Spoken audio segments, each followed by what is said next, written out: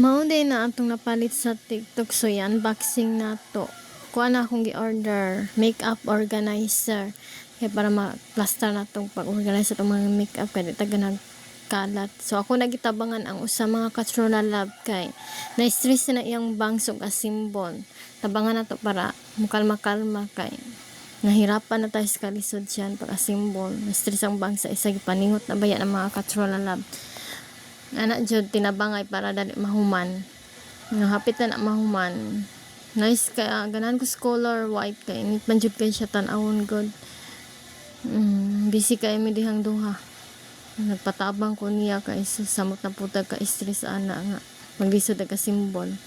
Tan-awaran ninyo mga Katrina Love hapit na mi anak mahuman. Gamay na lang jud kuwang. So ang box na jud anang kuwang para masud na namo dira. Para masud na namo diha ang mga gamit mga Katrina Love atong mga makeup ug unsa pa nang uban nga mga gamit ma-organize na to atong mga butang dili magkalat. So hapit na tamaman. Ara nahuman na. Nice yung kaayo tan-awon kay init kaayo.